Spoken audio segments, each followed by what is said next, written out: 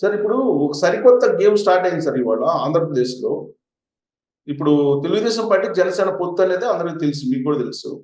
కాపోతే ఆ పొత్తుకు సంబంధించి ధర్మాన్ని పాటించట్లేదని చెప్పి నేరుగా పవన్ కళ్యాణే కామెంట్ చేశాడు. చంద్రబాబు నాయుడు పొత్తు ధర్మాన్ని పాటించకుండా ఆయన మండపేటలో, అరకులో అభ్యర్థులు ప్రకటించుకున్నాడు కాబట్టి నేను కూడా రాజంలో నేను కూడా ప్రకటిస్తానని ఆయన ఇద్దరు అభ్యర్థులు ప్రకటించారు. ఏంటి సార్ పొత్తు విడిపోయినట్టేనా? ఇదంతా మోడీ గేమేనా? వాళ్ళక్కడ సరిగ్గా మధ్యన ట్యాకిల్ చేసుకోవట్లేదు. ఓవర్ కాన్ఫిడెన్స్ ఉండొచ్చు ఒక పక్కన. సో తప్పకుండా ఇది పవన్ కళ్యాణ్ ఈ పని చేశాడంటే చాలా సీరియస్ స్టెప్. చాలా serious step. Chandrababu Naidu correction తీసుకోవడం బెటర్. ఎందుకంటే మంచి అలయన్స్ అనుకున్నా నేను. టీడీపీ అండ్ జనసేన సామాజికంగా చాలా మంచి అలయన్స్. ఎక్కడైతే తగువులు ఉన్నాయో ఆ తగువులు లేకుండా జరిగిపోతారు టీడీపీకి, జనసేనతో అలయన్స్. సో ఈవేళ డెవలప్మెంట్ వచ్చిందంటే కొంచెం చాలా నాకు ఆశ్చర్యం. పవన్ కళ్యాణ్ గారు కూడా అది మేనేజ్ చేసుకోలేకపోతున్నాడా, ఫ్రీ హ్యాండ్ ఇచ్చేసాడా, ఎలా తగ్గాడు, ఎలా జరుగుతుంది, ఇది కూడా కొంచెం ఆశ్చర్యం వచ్చింది. అదంతా నిన్న రాత్ర ఈవేళ జరిగింది కదా. అవును, ఇవాళ కొద్దిసేపు అనౌన్స్ చేశారు ఆయన. ఇంకోటి ఏంటంటే నిన్ననే కామన్ సింబల్ గా ప్రకటించారు జనసేనకి. ఇవాళేమో ఆయన ఇదంతా మోడీ ప్లే చేస్తున్నట్టు ఏమన్నా అనుమానాలు ఉన్నాయి సార్? పాపం మోడీకి రోజుకి 24 గంటలే ఉన్నాయి. 5-6 గంటలు నిద్రపోతే ఎన్ని చెత్త గొడవలు ప్రధానమంత్రికి. ఖాళీగా ఉన్న ప్రధానమంత్రి మన్మోహన్ సింగ్ అయితే ఎందుకంటే అప్పుడు రాష్ట్రాలు లేవు. ఎంత మొత్తం ఆయన ఫారెన్ అఫైర్స్ ఇవన్నీ చూసుకుని ఇక్కడ గ్లాసా, సీసా, టంబ్లరా ఇవన్నీ చూడటం. మోడీ చాలా పని ఏంటంటే డెలిగేషన్ ఇచ్చేస్తాడు, చాలా ఫ్రీ హ్యాండ్ ఇచ్చేస్తాడు, చాలా ఫ్రీ హ్యాండ్. అది ఫ్రీ హ్యాండ్ అందరూ ఏదో టైట్ కంట్రోల్ లేదు, ఫ్రీ హ్యాండ్. దొరికేవా, తప్పు చేసావా ఇంకా పనిష్ చేస్తాడు, but free hand, no question. Janasena తోటి కలిసి వెళ్ళాలని బీజేపీ అనుకుంటుంది కదా, తెలుగుదేశం పార్టీకి ఉంటే అది అవకాశం రాదు అని చెప్పి తెలుగుదేశానికి జనసేనకి మధ్య అంతరం పెంచిందేమో బీజేపీ. అదే లేదు, అంత పట్టింపు లేదు. బీజేపీకి అలయన్స్ లేకపోతే ఒక్క సీట్ రాదు. ఇప్పుడు నేను ఇందాక కూడా మీకు చెప్పిన మాట, ఒక 2 రోజులు ఆగాలి. నితీష్ కుమార్ డ్రామా ఎలాగెళ్తాదో. నితీష్ కుమార్ నితీష్ కుమార్ ఆయన సర్వైవల్ ఆయన చూసుకుంటాడు కానీ నా సర్వైవల్ మీ సర్వైవల్ కోసం చూసుకుంటాడా? 73 ఏళ్ళు వచ్చాక ఆయన తర్వాత అప్పచెప్పేది ఎవరికి? లాలూ ప్రసాద్కి ఆయన హయామంతా అప్పచెప్పాలా? ఆయనంతా బుద్ధిమంతుడిలాగా కూర్చున్నాడు అని వాడి కొడుకు. నితీష్ కుమార్కి అన్నీ తెలుసు. నితీష్ కుమార్ అవమానం పడ్డాడు, బీజేపీతో బయటకు వచ్చాడు. ఇప్పుడు గత 3 నెలలు బట్టి అతను రప్పించుకోవటానికి యమ ప్రయత్నం చేస్తున్నారు. అమిత్ షా అంతా జరిగిపోయిందయ్యా బాబు, వచ్చే ఎవరికి తెలియదు బయట. సరే నేను వస్తాను. ఇప్పుడు చంద్రబాబు నాయుడు కూడా అలాగే రమ్ముంటున్నారా? చంద్రబాబు నాయుడుకి మంచి కాన్ఫిడెన్స్ వచ్చింది ఆయన గెలుస్తాడని. బట్ జనసేనతో అయితే గెలుస్తాడు, లేకపోతే కష్టం. ఎందుకంటే జనసేనకి 6 నుంచి 10, 12, 15% పెరిగింది. పెరగలేదంటే నేను ఒప్పుకోను, పెరిగింది. బలం ఉన్నది, యువకులు ఉన్నారు. మీటింగ్ పిలిస్తే డబ్బులు ఇవ్వకుండా జనం వస్తారు ఆ ఒక్క పార్టీకి. ఆ ఒక్క పార్టీకి మీటింగ్కి ఎవరికాడే వచ్చేస్తారు 10,000 మంది, 50,000 మంది. మిగతా పార్టీలన్నీ ఏర్పాట్లు చేస్తే కానీ ఎవడు రాడు. సో ఆ ఎంతూజియాజం ఎంతో పని చేసుకుంటారు చంద్రబాబు. పవన్ కళ్యాణ్ సీరియస్ కామెంట్ కూడా చేశారు సార్. ఇద్దరిని అభ్యర్థులు పొత్తు ధర్మాన్ని చంద్రబాబు నాయుడు ప్రకటించట్లేదు అని చెప్పి, బలాన్ని ఇవ్వటం కాదు, మేము బలాన్ని తీసుకుంటాము, మేము ఎప్పుడు ఇవ్వడానికి మేము సిద్ధంగా లేమని చెప్పి అన్నాడు.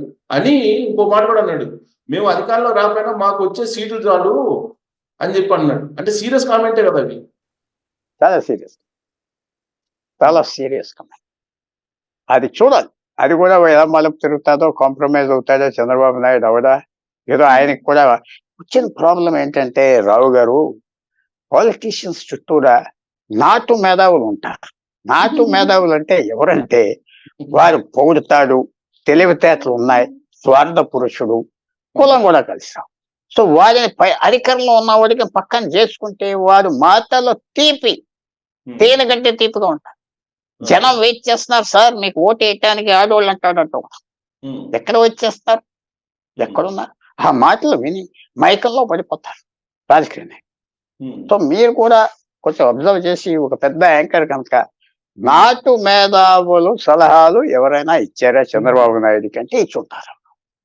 ఆ డెఫినెట్ గా టికెట్లు కావాల్సిన వాళ్ళు ఆయన ముఖ్యమంత్రి మీద ముఖ్యమంత్రి, మంచి అపోజిషన్ లీడర్. దానికి నేను ఒక్కను చాలా senior man. At the same 45 time సంవత్సరాలు ఎట్ ద సేమ్ అనుభవం టైం ఉన్నది. మీరు చెప్పినట్టు హి నాటు గాట్ లాట్ మేధావులు ఆఫ్ కూడా ఎక్కువ ఉంటారు ఆయనకి. ఉన్నది. బాగా అండర్‌స్టాండింగ్ ఉన్నది. కానీ నాటు మేధావులు మాత్రం అన్ని చోట్ల ఉంటారు. నాటు మేధావులు వాళ్ళు తేనిస్తున్నారని చెప్తారు గానీ విషమిస్తారు. నాయకుడు వినొచ్చు. మీ పొగుడులన్నీ వినండి. ఈడు ఒక పొగిడిల్దారు పర్వాలేదు గడి గెంటాలి తర్వాత 6 సలహాలు తీసుకుంటే ఎలాగ?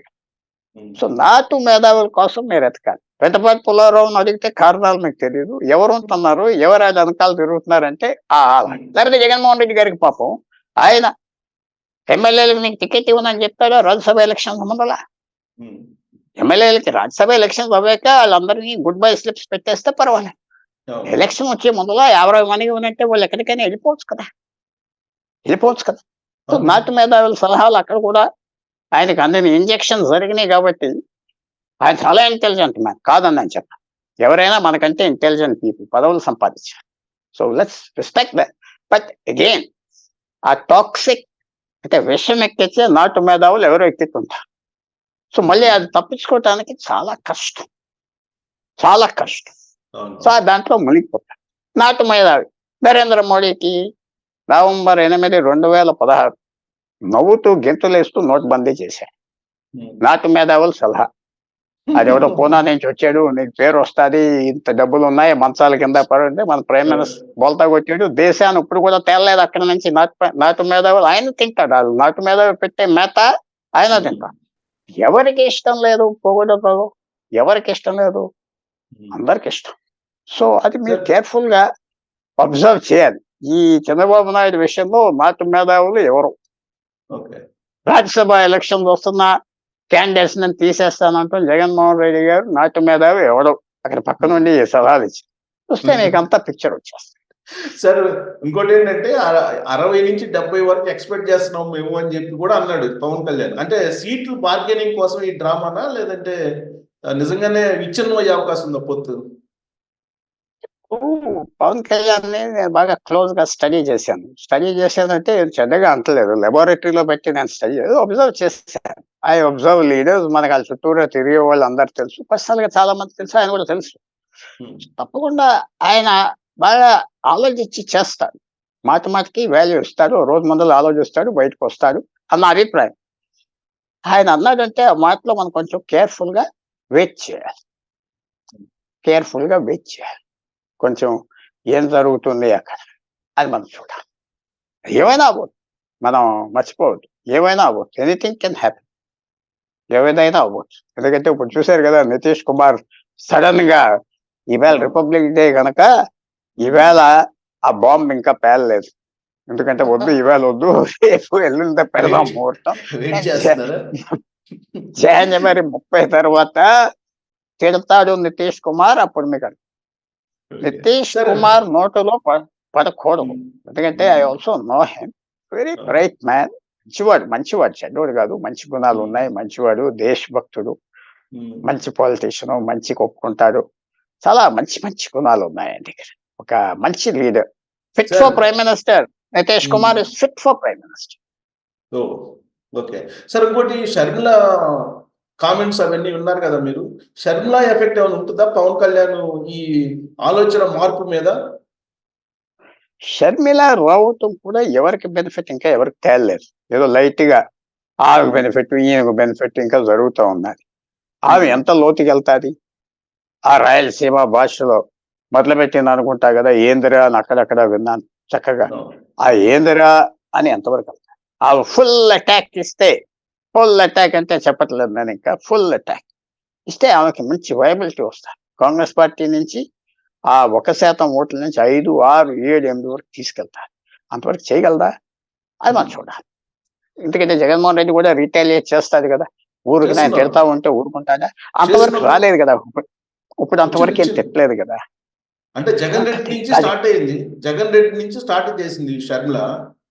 ఇప్పుడు దానికి ఈయన కూడా ఇప్పుడు సజ్జల రామకృష్ణ పెట్టుకొని రిటైలేట్ చేస్తున్నారుగా. వాళ్ళు రిటైల్ అది కానీ ఇంకా లైన్ దాటలేదు. పరిపాలన బాగోలేదు. నన్ను ఏడిపించావు, నన్ను రానివ్వలేదు, నువ్వు రానిచ్చావా, నా అన్న, ఇవన్నీ పనికిరానుకో. రియల్ అటాక్ కాదు కదా ఇది, ఇది మామూలు పొలిటికల్ అటాక్. నేను చెప్పలా నాలాంటి వాడి మాటలు మాట్లాడారు అంతేగాని ఇది రియల్ ఏమంటారు మషిన్ గన్ అవ్వలేదు కదా ఇంకా. అప్పుడు మనం చూడాలి. Let's wait. ఒకటేంటంటే సార్, ఇప్పుడు షర్మిల వచ్చినందువల్ల ఆమె స్పీడ్ గా వెళ్తుంది కదా, అందుకని పవన్ కళ్యాణ్ ఏమన్నా సింగిల్ గా వెళ్ళాలి అనే ఆలోచన ఏమైనా చేస్తున్నాడా? పవన్ కళ్యాణ్ అదేం ఆలోచన ఉండదు, ఎందుకంటే పెరిగాడు 6% నుంచి 10-12% వేసేస్తారు. ఒంటరిగా నిలబడినా ఏం నిలబడినా అడిగినా అడగకపోయినా. అది అనవసరంగా చంద్రబాబు నాయుడు కూడా మంచి లీడర్. నేను మంచి లీడర్ అంటే నాకు మంచి చేసేయడం కాదు, ఈజ్ అ గుడ్ లీడర్. ఏదో పొరపాటు చేసుంటాడా, ఇలాగ ఆలోచన ఎవరన్నా నాటు మేధావులు వచ్చి పెట్టారా, మళ్ళీ తప్పుకుంటాడు. మళ్ళీ కొంచెం జాగ్రత్తగా ఉండాలి, పావులు ఉన్నాయి వీళ్ళంతా ఇక్కడ అని తప్పుకుంటాడు. అధికారంలో లేడు కాదు, అధికారంలో లేనప్పుడు చాలా జాగ్రత్తగా ఉండే మనిషి, అది కరెక్ట్ చేసుకుంటాడు అని భావిస్తున్నా. ఎందుకంటే opposition లో ఉన్నప్పుడు స్నేహాలు కావాలి, పవర్ లో ఉన్నప్పుడు విరోధాలు చేసుకోకూడదు, స్నేహితులు లేకపోయినా. opposition లో స్నేహాలు కావాలి కాబట్టి స్నేహితులను బయటకు పంపించడం అంత తెలివితేటలైన పని కాదు. నితీష్ కుమార్ వెళ్ళిపోయేటట్టుగా అవుతే అంతా కూలిపోతుంది కదా అక్కడ. అందువల్ల చూడాలి, టైం విల్ టెల్.